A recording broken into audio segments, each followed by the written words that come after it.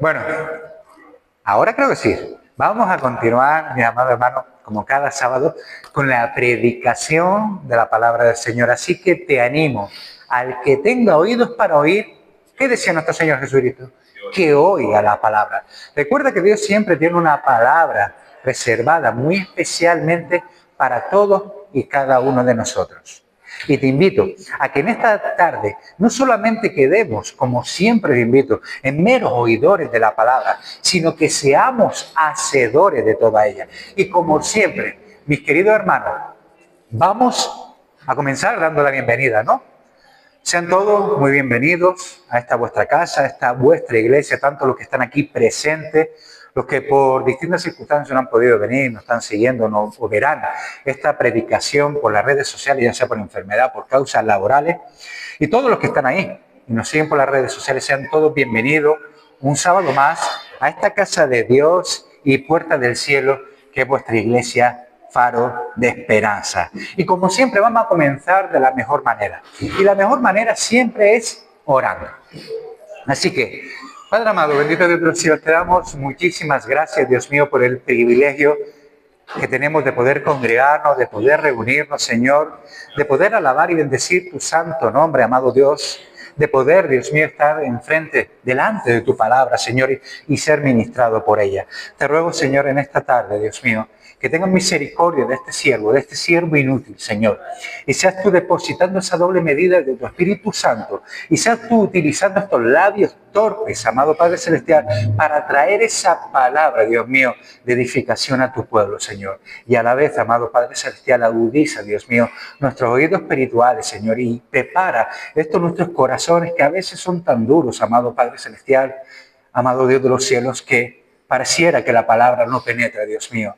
Pero dice la palabra que tu palabra nunca vuelve vacía, Dios mío. Que esta tu palabra, Dios mío, produzca en nosotros ese fruto, Dios mío. Y me atrevería, te rogaría, amado Dios de los cielos, a pedirte que esta palabra produzca fruto al 100%, Dios mío, a fin de que salgamos de este lugar de distinta manera de la que hemos entrado, Señor. En el nombre de Jesús oramos y te damos gracia anticipadamente. Amén y amén y amén. Pues nada, mis queridos hermanos, vamos a comenzar una miniserie, por decirlo de una manera, de predicaciones, en la cual hoy vamos a ver la primera parte. Y esta serie de predicaciones lleva por título, o más que un título, es una pregunta. ¿Cuál es el verdadero, o cuál es el significado, mis queridos hermanos, de vivir para el Señor? ¿Cuál es el significado, o qué significa vivir para el Señor? Y vamos a tener durante unas semanas, no sé si 2 o 3, vamos a tener un versículo como referencia. Y este versículo lo encontramos en el libro de Romanos, capítulo 14, versículo 8. Romanos, capítulo 14, versículo 8. Es un versículo muy conocido por todos nosotros, el cual vamos a estar viendo durante una serie de semanas. Y dice así este versículo: pues si vivimos, para el Señor vivimos. Y si morimos, para el Señor morimos. Así pues, sea que vivamos o que muramos, del Señor somos. Amén, aleluya. ¿Pero qué significa, a razón de lo que acabamos de leer, mis queridos hermanos, de este versículo que acabamos de leer, qué significa realmente vivir para el Señor? Esta es una pregunta que muchos de nosotros hemos escuchado, incluso muchísimas veces, a lo mejor a lo largo de tu vida cristiana, te has hecho a ti mismo. Pero si somos honestos, puede ser una pregunta de difícil respuesta. Es fácil pensar que puede significar para nosotros el leer la Biblia, el orar, el asistir regularmente a la iglesia, el ejercer tal vez dentro de la iglesia un ministerio. Y sí, todas estas cosas, por supuesto, son muy, pero que muy importantes dentro de la iglesia. Pero vivir para el Señor no se trata, mis queridos hermanos, simplemente de cumplir una lista, por llamarlo de alguna manera, una lista de tareas religiosas. Vivir para el Señor es algo mucho más profundo. Es un cambio, y esto quiero que te lo entiendas muy bien. Esto quiero que te lo retengas muy bien. Es un cambio radical. Escucha esta palabra. ¿Un cambio radical en qué? en cómo pensamos, en cómo vivimos y en cómo incluso, mis queridos hermanos, nos relacionamos, en cómo amamos. El apóstol Pablo nos llama a algo mucho más grande en Romanos 12:1, cuando nos dice de esta manera: así que, hermanos, os ruego por la misericordia de Dios que presentéis vuestros cuerpos en sacrificio vivo, santo, agradable a Dios, que es vuestro culto racional. Esto significa que cada parte de nuestra vida, no solamente del cuerpo físico, mis queridos hermanos, sino que cada parte de nuestra vida, desde nuestras decisiones más cotidianas, desde nuestras decisiones de a diario, por decirlo de alguna manera, hasta nuestras relaciones más profundas, deben reflejar, como hijos de Dios, como cristianos, que pertenecemos a Dios. Pero, ¿cómo se manifiesta esto en nuestra vida práctica, en nuestro día a día? Pensemos por un momento, y te invito a que nos traslademos en el tiempo. Pensemos por un momento en los primeros cristianos. Según los historiadores, en la época en la que igual vivió el apóstol Pablo, por ejemplo, vivir para el Señor no era solo una elección espiritual, como muchos hacen hoy en día, entre las 4.200 religiones que hay en este mundo. Abarcaba muchísimo más. Era una declaración radical. Porque para ellos, para los cristianos del primer siglo, declarar a Cristo como su Señor y Salvador significaba enfrentar, y esto quiero que lo tengas en memoria, enfrentar el qué, persecución, enfrentar rechazo, incluso, mis queridos hermanos, la propia muerte. Todos hacemos memoria, ¿verdad?, de los mártires del primer siglo, empezando, ¿no?, con Esteban, que fue el primer protomártir que murió en la era cristiana. Recordábamos, ¿verdad?, cómo llevaban a los cristianos y los exhibían, ¿no?, como mero entretenimiento en los circos romanos. Los echaban a las fieras, incluso eran crucificados, quemados vivos, mis amados hermanos. Eran utilizados como antorchas para iluminar la ciudad de Roma. Aunque hoy en día enfrentamos, gracias a Dios, desafíos diferentes, el llamado, y esto quiero que lo entendamos, a vivir para el Señor sigue siendo igual de radical. ¿Lo entendiste? El llamado a vivir para el Señor sigue siendo igual de radical que lo fue en el primer siglo. ¿Por qué? Porque requiere, mis queridos hermanos, ir contracorriente. Requiere ir contra una cultura que nos enseña constantemente y nos bombardea constantemente a priorizar nuestras propias ambiciones, nuestros propios deseos, nuestra propia concupiscencia, nuestra propia comodidad. En esta serie, mis queridos hermanos, de mensajes, en esta miniserie de predicaciones, exploraremos juntos, es mi anhelo y mi deseo, que exploremos juntos lo que significa realmente vivir para el Señor. Hablaremos sobre todo de 3 áreas clave. Podría haber hablado de 20, pero vamos a quedarnos con 3 áreas clave. La primera, y la que vamos a ver en el día de hoy, en esta tarde, es reconocer su absoluta soberanía sobre nuestra vida. La segunda que veremos de esas 3 áreas clave es entender esa nueva identidad que nosotros tenemos en Cristo Jesús, Señor nuestro. Porque muchos no la entienden. Y tercera y última, es amar, mis queridos hermanos, como fruto de lo que hemos comprendido anteriormente, es amar y servir a los demás como un reflejo de ese amor que hemos recibido de nuestro Señor. Recuerda que ese amor a lo vertical se tiene que reflejar aquí a lo horizontal, mi amado hermano. Pero estos 2 últimos puntos los veremos en semanas posteriores. Mi esperanza es que al final de este tiempo juntos, al final de esta miniserie de predicaciones, puedas ver que vivir para el Señor no es solo un deber, sino un privilegio. Un privilegio que nos transforma, que impacta cada una de las áreas, cada una de las facetas de nuestra vida. Así que, sin más preámbulo, vamos a ver el primer punto que nos ocupa hoy, que es reconocer. Y esto tenemos que entenderlo, por favor, mi querido hermano. Reconocer su completa soberanía sobre cada una de nuestras vidas, sobre tu vida y sobre la mía. Vivir para el Señor comienza, mi amado hermano, entendiendo una verdad fundamental. Y no es otra, que Dios tiene el control absoluto de todo lo que somos. Y de todo, y cuando digo de todo, es de todo y de todo lo que existe. De lo que está en los cielos, de lo que está en la tierra y aún debajo de ella. De lo que vemos y de lo que no vemos. Dios está al control del presente y del futuro. Todo está en sus manos.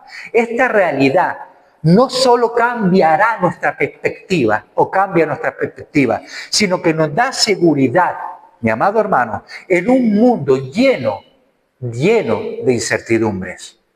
Pablo lo expresa claramente, yo diría transparentemente, nítidamente, en Colosenses 1:16, cuando él mismo dice, porque en él fueron creadas todas las cosas. No dice una parte, dice todas las cosas. Y continúa diciendo el apóstol Pablo, inspirado por el Espíritu Santo, todo fue creado por medio de él y para él. Pues entonces, mi querido hermano, si no he entendido mal lo que el apóstol Pablo, por medio del Espíritu Santo, nos dice, si todo lo que existe, incluyéndonos a nosotros, incluyéndote a ti y a mí, fue creado para él, entonces nuestras vidas no nos pertenece a nosotros, sino que tiene un propósito y tiene un fin que es eterno. Sin embargo, mi querido hermano, en nuestra cultura se nos enseña a ser autosuficiente, a controlar, entre comillas, nuestro destino. Fuerte cosa más ilusoria esa. Confiar, ante una cultura así, confiar en Dios puede ser algo difícil de comprender para nosotros. Puede ser algo, ¿cómo decirte?, contra la naturaleza. Contra nuestro instinto natural, ¿verdad? Queremos, todo y cada uno de nosotros queremos tomar las riendas de nuestras vidas. Queremos estar al control, queremos manejar el timón, creyendo que nuestras decisiones y nuestro modo de pensar es el mejor para nosotros. Pero las Escrituras, las Sagradas Escrituras, nos llama a un camino que es completamente diferente. En Proverbios, capítulo 3, de los versículos 5 y 6 dice, confía en Jehová con todo tu corazón. Y fíjate, continúa diciendo, y no te apoyes en tu propia prudencia. Reconócelo en todo, como decía Teresa orando, ¿no? Tus caminos, y Él enderezará tus veredas. ¿Sabes por qué, mi amado hermano? Porque ciertamente el corazón del hombre piensa su camino, mas Jehová es el que endereza nuestros pasos. Este pasaje, mi amado hermano, que acabamos de leer en el libro de Proverbios, no es solo una invitación a la fe, sino un recordatorio para todos nosotros de que su sabiduría supera infinitamente nuestra mente finita, nuestra estrategia y nuestra planificación humana. Uno de los ejemplos, como siempre, la palabra está llena de este tipo de ejemplos, ¿no? Pero uno de los ejemplos más poderosos de vivir bajo la soberanía de Dios lo encontramos en el rey David. Recordamos, ¿verdad? Al rey David. En 1 Samuel, capítulo 24, David y sus hombres te hago memoria, estaban escondidos en una cueva, huyendo en ese momento del rey Saúl, el cual los perseguía a David por envidia, ¿no? Lo buscaba para matarlo. Pero de repente Saúl entró en la misma cueva para descansar, completamente ajeno, desconociendo que en esa misma cueva se hallaba David escondido en lo más profundo de ella. Imagínate por un momento la escena. Saúl se encuentra vulnerable. Saúl se encuentra sin protección por cuanto desconoce que ahí está el que tanto persigue. Se encuentra a unos pocos pasos de David. Para los hombres de David, te invito a que lo leas en casa y hagas memoria de ello, ¿no? Para los hombres de David, esta era una gran oportunidad dada por Dios. De hecho, le dijeron al propio David en 1 Samuel 24:4, he aquí el día del cual te dijo Jehová, he aquí que entrego a tu enemigo en tu mano.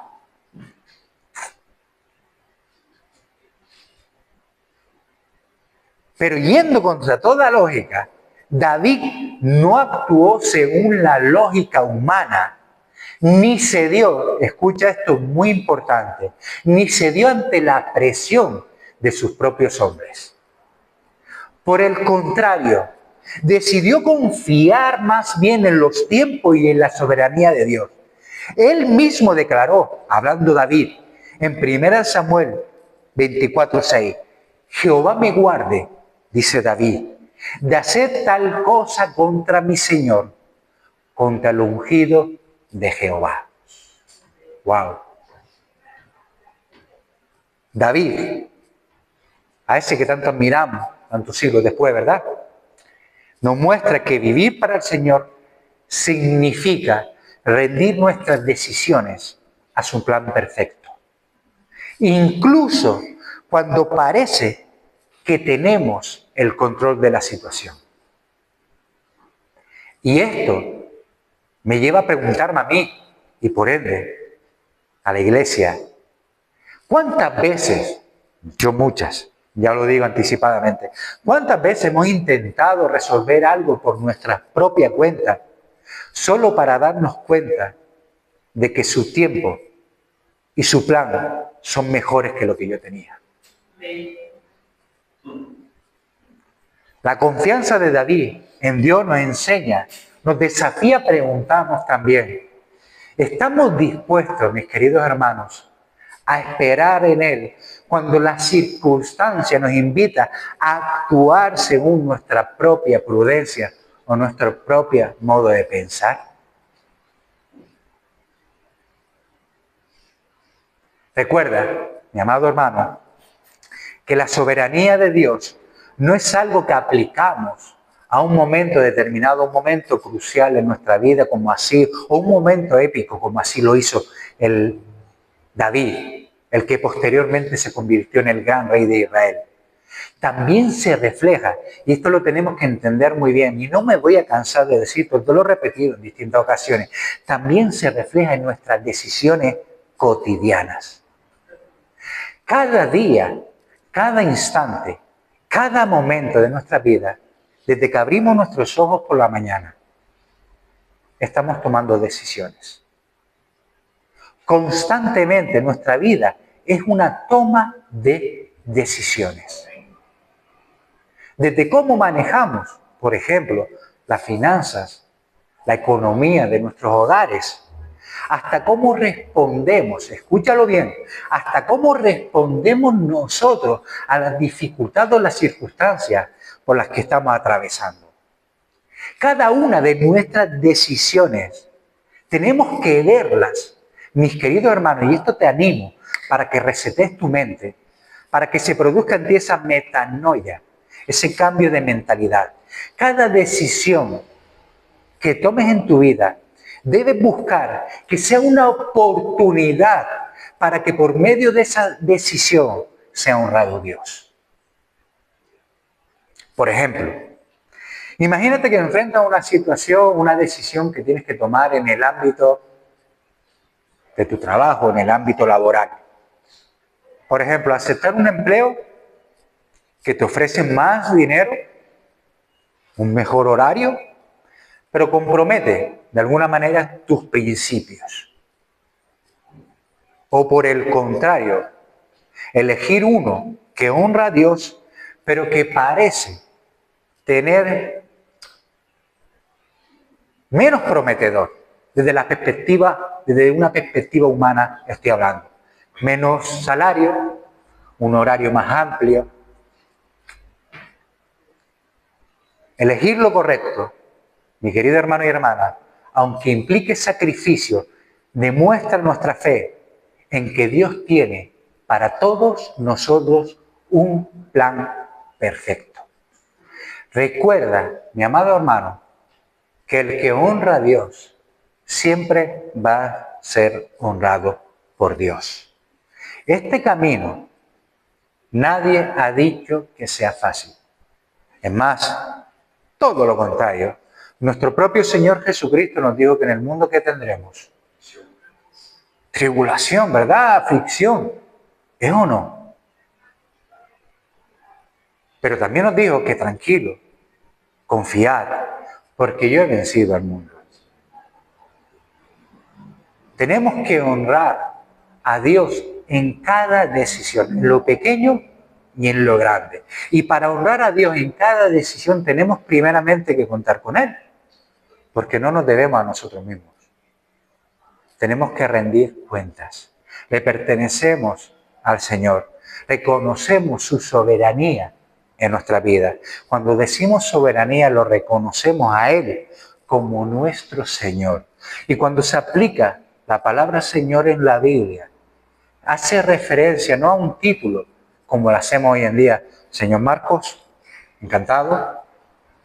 Cuando se hacía referencia en la Biblia a la palabra Señor, esa palabra significaba dueño de. Y nosotros pertenecemos a nuestro Señor Jesucristo. Vivir bajo la soberanía de Dios no significa que dependamos solamente, mis queridos hermanos, como todos sabemos, pero es bueno repetirlo, no significa que dependamos solamente de nuestras propias fuerzas. Y gracias a Dios, en su bondad, Él nos ha dado el Espíritu Santo como nuestro guía y nuestro consolador.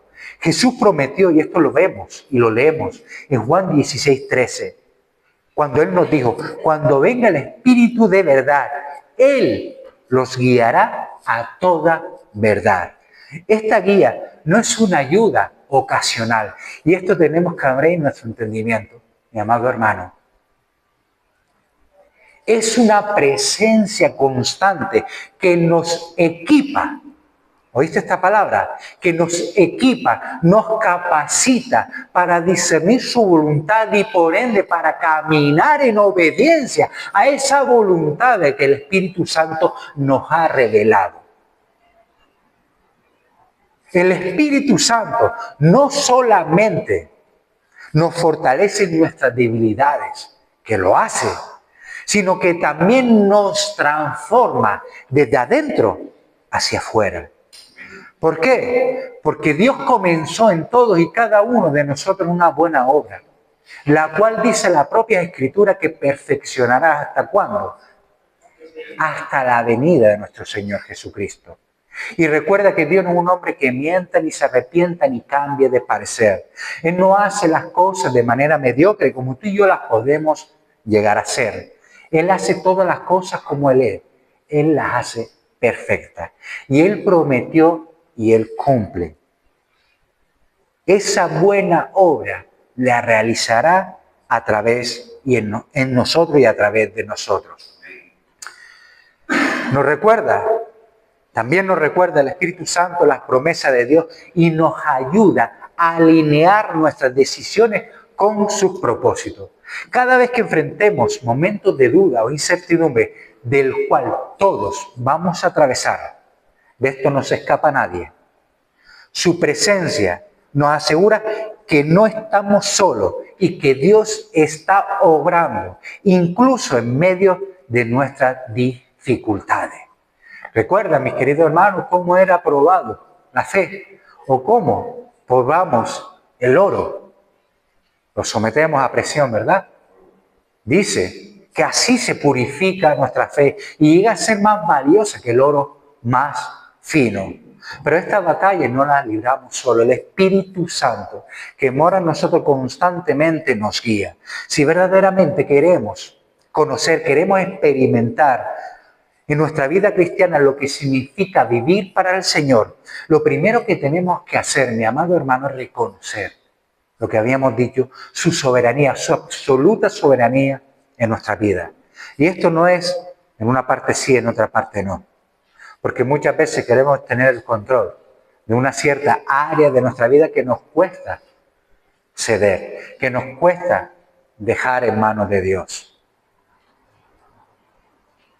Por decirlo de alguna manera, ya no nos pertenecemos a nosotros mismos.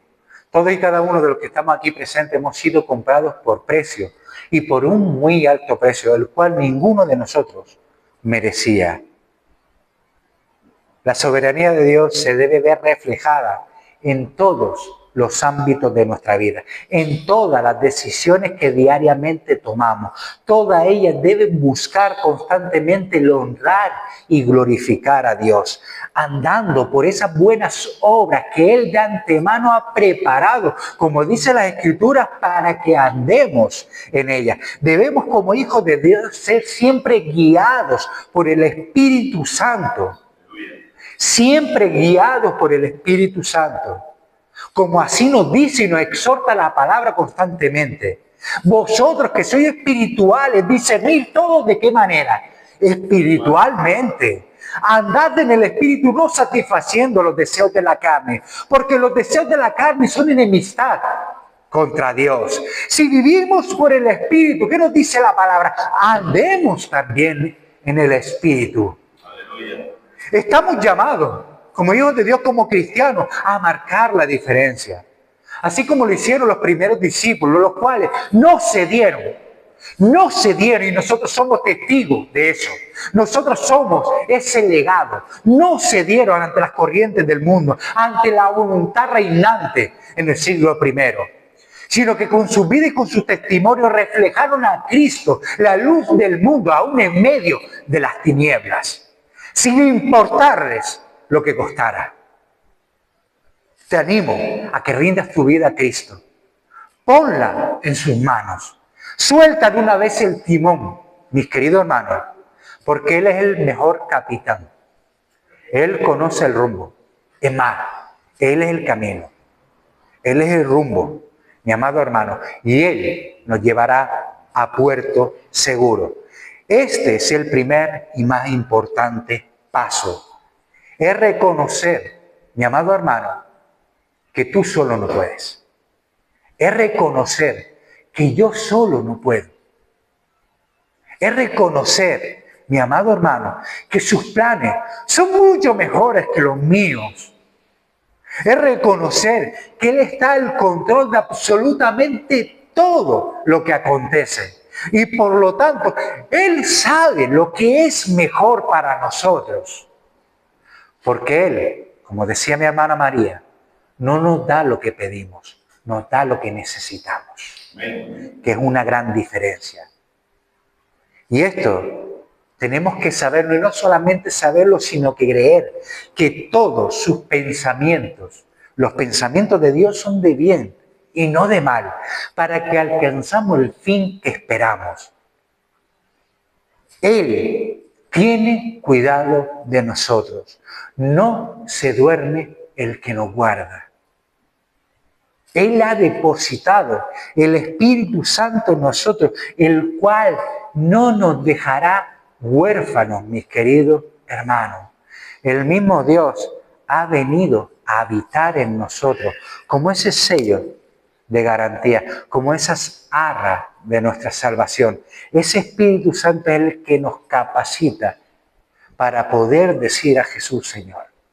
Ese es el mismo Espíritu Santo que nos equipa, mi amado hermano, para vivir una vida rendida rendida a la voluntad de Dios. En eso sabemos los que verdaderamente son maduros en la fe. No en que se sepa más, por decirlo de una manera, más la Escritura, sino que más las aplica a su vida. El que ha convertido la voluntad de Dios en su voluntad. El que ha reconocido que yo alejado de Él, como dice la parábola de la vid, nada puedo hacer. Que sin Él no soy absolutamente nada, pero que con Él todo lo puedo. Porque dice que para el que cree, todo le es posible. Mi amado hermano y hermana, yo sé que cuesta. Es algo que va contra nuestra propia naturaleza. Porque nuestra naturaleza nos invita siempre a tener el control. Algo que es absolutamente ilusorio. Que es algo absolutamente irreal. ¿Por qué? Porque nosotros somos incapaces de decidir lo que va a pasar dentro de media hora. Ninguno de los que estamos aquí presentes tiene asegurado el mañana. Entiéndeme bien, mi amado hermano. Pero Dios sí está al control de todas las cosas. Para Él lo mismo el pasado, el presente que el futuro. Él es el Dios omnisciente, el que conoce todas las cosas. Dice que la creación entera es un libro, está desnuda delante de su presencia. Nosotros mismos somos esas cartas leídas, esos libros abiertos.